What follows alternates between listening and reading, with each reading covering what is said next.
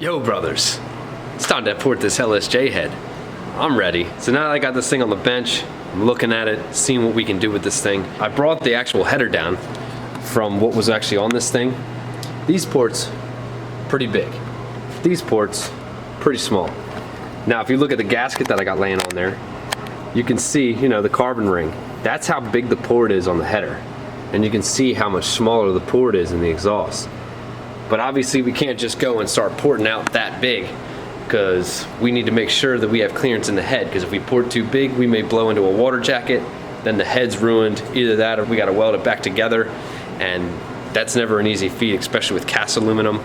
It's not a fun thing to weld. So pretty much right now what I'm gonna do is start looking at all the water jackets and start looking at the rest of the head and see what kind of walls we're dealing with here, so that we can find out how much we can actually port and get away with. Just looking in the port right away, you think about all the rough surface in there and all the turbulence that it's creating when the air is flowing over all those rough patches in the port. So what we want to do is smooth that out so that that air can get out as fast as possible. Another thing is this short turn right here. You see how smooth it is, and then all of a sudden it gets really rough? If you guys have any head that's off the car and you're thinking about doing this, feel this ledge right here. It's like almost like a speed bump. And it acts the same way with the airflow. This part alone, just shaving this short turn down and making it smooth, it's gonna increase the flow quite a bit. And that's pretty much what I'm gonna be doing most of this time, is just smoothing and just making it really nice as far as how the transitions are. I'm not going to be doing a lot of large porting, because especially on the intake, because I notice the intake doesn't have a ton of space, but the exhaust has quite a bit of space. But the idea is you don't want to just go large with the port.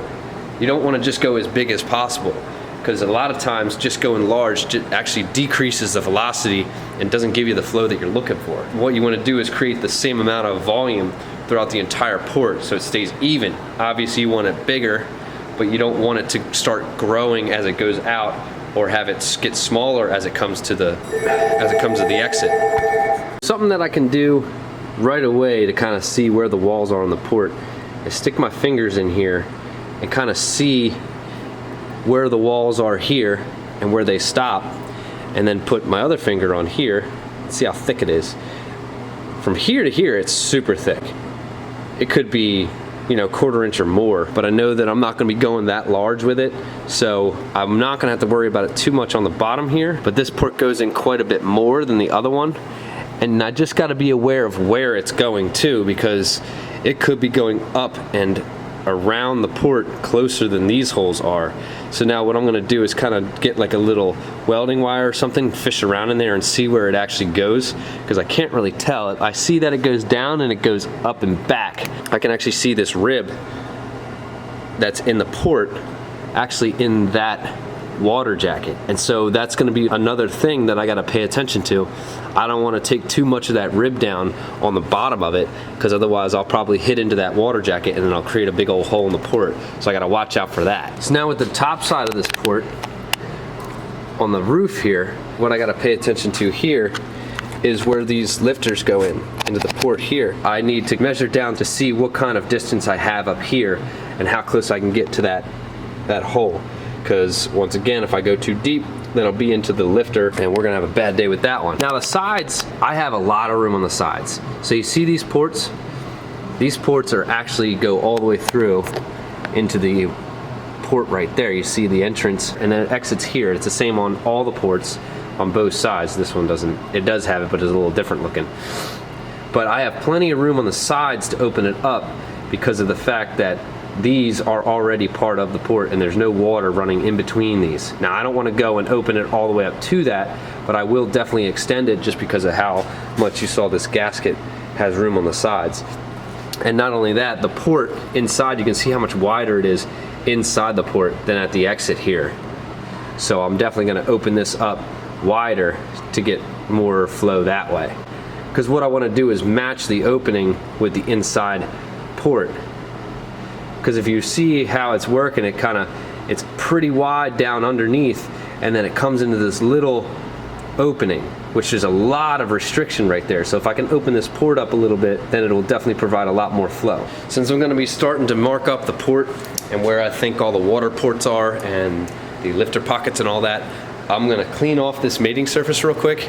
What I'm gonna use is this 90-degree sander. These bristle tips are really cool. They're from 3M. I'm gonna see if I can find them for you guys because these things are really handy. Basically what they do is if you're trying to clean a mating surface that you don't want to ruin the mating surface, these are really sweet. They'll take off like gasket material, they'll take off any grime and stuff like that without actually hurting the mating surface, so you don't have to resurface it later after you do all this.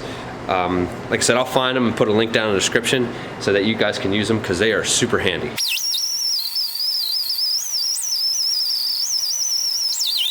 Again, just check out how nice it is. This is obviously the part I haven't done yet, and the camera's so damn bright. There we go. Super smooth, super shiny. It cleans it up so nice. Before I put any gasket in it, I'll put like 2+2 and just really clean up, make sure it's really clean. But you can just tell how nice this stuff is and what it really does. And it only took me a few seconds, honestly, to clean all this up. So what I'm gonna do in order to find how close these holes are to the port, I got my dial indicators here, digital calipers, got it at Harbor Freight, super cheap. Basically gonna sit it down on here and then extend it because it has this little guy on the end, and you can find out how deep holes are with that. So put it right on the ledge and then shuffle down till it stops. There it is there. And I have 24 millimeters, 24.73 millimeters. Now, if you look on here, you kind of see how it cuts out right here. And then if you look at the side of the head, it has that same cutout right here. So what I'm doing is I got my depth and I lock the tool down with this screw back here. And then what I'm doing is putting the small end and button it right up against, put it right up against there. And then wherever the line on here sits is where I'm gonna mark it. Now it's a rough measurement because I don't know if I'm really on the seat, but just from indicating where the pocket is on the inside and seeing where this bulges out, the bottom of it is definitely a good spot to reference. And then I'm marking it on here, and then I'll mark that with a straight edge so that I know that I can't go up to that point. I really want to leave a little bit of distance because I don't want it to be too thin right there. All right, so there's my line. Now, I really don't think I'm going to be going anywhere close to that line because I don't want to get them that big, because I'm not going to have enough room down in the pocket there, just because of where and that's the other thing I need to check now too, is where the actual valve seat is, and see how much distance I have in there, which it's so damn dark you can't see, but I'll show you here in a minute. So one thing that I'm seeing here, which is going to dictate a lot of this port. So I was checking the valve seat and where it sits. It's pretty far away from this pocket, so I could definitely feel like I could dig some out there.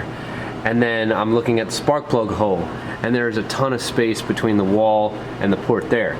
But as I looked deeper, I looked into this water jacket over here, and it's really hard to see. You really got to look at your own head if you're gonna do this. But you see where the port is inside of the water jacket there? There's like no wall. It's completely hollow and empty in there. And the port doesn't look like it has a lot of wall. I can't get my finger in there or anything to see how thick it is.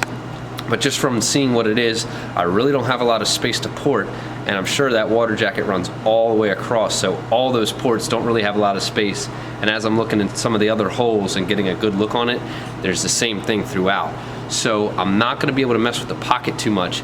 Most of my porting is gonna be at the exit there. And then as I look further, this has actually a really good viewpoint here on this part where you can actually see the bottom of the port in this one water jacket right here as I shine the light. And what I'm able to do with the same thing what I did with the top with the dial indicators. Now with this one, it has an open port to the bottom, so I can see that, but none of these other ones do. And looking at the water jackets, these three around, this looks solid here, so I have a ton of space, but obviously I want to match all the ports, so I'm going to go off of this one and then draw it across and match a line all the way across. But another thing I'm noticing is the rib that's on the inside of the port that splits the ports. You can see that it actually has an indent, so part of that rib in the port there is actually hollow. So I'm not going to be able to take too much off it. I'll definitely dress some of it, but I'm not going to be able to really attack it just because that does go in there. And once again, I'm going to use my dial indicators here and go in there and see how deep I can make it, and then draw a line across the bottom. All my porting is really going to be on the edges, because that's where it decreases the size. Because if you look at the top and the bottom, they pretty much remain the same all the way through the port.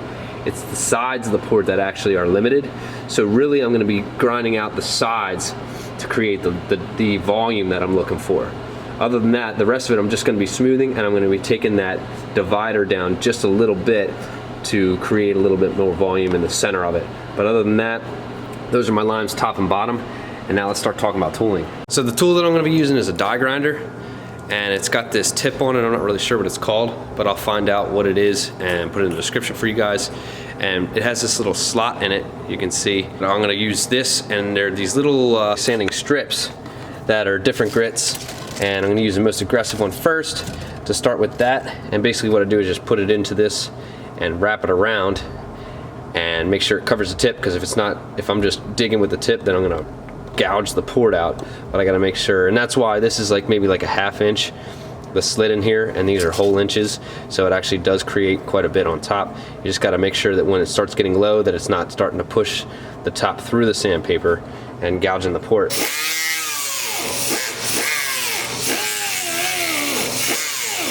So I've got a good start already. Got this port pretty cleaned up. You can see the ribs starting to disappear in here, which is good. Not the rib, but the seam there. I still have yet to work on the other side, but you can see how I've kind of ovaled out the exit already, and how it has that sharp edge right in the center there. This sandpaper's digging it out pretty well, so I might just use it for the whole port because it's nice and gentle and it doesn't cut too much all at one time, so I can kind of sneak up on it. One thing you guys got to be aware of is when you're getting down deep into the port, it's kind of hard with the sandpaper on there, but you just want to make sure that your edge doesn't start rubbing against the port on the side, because if you get too much angle, now the shank here, the stem or the whatever you want to call it, will start rubbing against the edge of the port here, and it'll gouge it out and really create a big issue on the opening. So when I'm digging in and going really deep into there, I just got to make sure I'm not going too far sideways and not touching the edge of the port. Otherwise it'll start cutting it out in an undesirable way. So I'm pretty satisfied with the port and how I have. It's pretty much a baseline. I don't know how much more I'll do at this point, but as you can see, the difference between this one and the next one over, it's quite a bit of difference. If I get my flashlight in, there we go. The rib in the middle is much smaller. You can see the mouth is way bigger, and I'll actually show you a difference in size. So you figure from side to side, we got 4132 on this one, and then 38.19 on this side. So you can see how much bigger the opening is on this side. And I did my best to keep it as smooth as possible, going all the way down, so there's no bumps, no ribs, or anything going through it, and it's smooth. So now I'm gonna flip it over and actually do the seat side, because if you can see down in there, it's still pretty rough down on the bottom around the valve, and I gotta clean that up and do the short turn. So I'm not really going to make these any bigger. It's more of just to smooth it out and make it a nice transition. And another thing that has caught my attention that you all should be aware of, if you're going to port your head, hopefully you're going to be doing a valve job as well. Since you're there, always do your valve job after you port the head, for this reason specifically. Because I'm actually going with sandpaper is like the least aggressive thing I could be doing. And even then, you can see the seat and how much the sandpaper is actually beating it up. I'm not hitting it whatsoever, but just because of the way that when it, my goodness, I'm trying to do this lighting change thing and it's really not that easy. But you see how it kind of whips out, and just from it turning around, it expands. It kind of hits all the areas. So when it comes to getting around the seat area, I'm hitting it inevitably. So I already am planning on doing a valve job anyway, but just letting you guys know that if you are gonna port, you're definitely gonna have to do a valve job afterwards, because you're gonna beat up the seat and the valves will not seal. It's gonna be a big issue. So here we are, all ported. I may work on this a little bit more as I go through the other ones, but here's our good starting point where it's at. Definitely took quite a bit to get rid of this ledge on the short turn. So pretty much what I had to do, if you think of this as the sandpaper, I kind of put just the bottom, the edge there under the seat so I didn't beat it up too much, and then just went around it like this with the sandpaper. And it took quite a bit, but I definitely got it and smoothed it all out.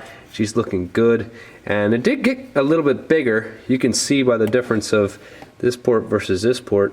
The rough kind of gives you a little bit of an illusion, but just getting rid of that ledge, it looks like it got pretty big. So I'm just going to show you the one here, because obviously you don't want to watch me do a bunch of them all in a row here, and it's all this repetitive work. But I'm going to be doing, this is going to be the end of this video. So if there's anything that you guys want to see before I do the intake side, I'm also going to port the intake a little bit too, intake manifold. So if you guys want to see anything in particular while I'm going through this, let me know in the comments on this video and I'll make sure that I cover it. And I should have this video out before I do the rest of these other ones, hopefully. So just jump in the comments, throw them at me, and I'll definitely, you know, like I said, I like communicating with you guys, and I like the questions that you guys have for me. So feel free to ask them. Don't forget to subscribe, like the video, and I will see you guys on the next side. Later.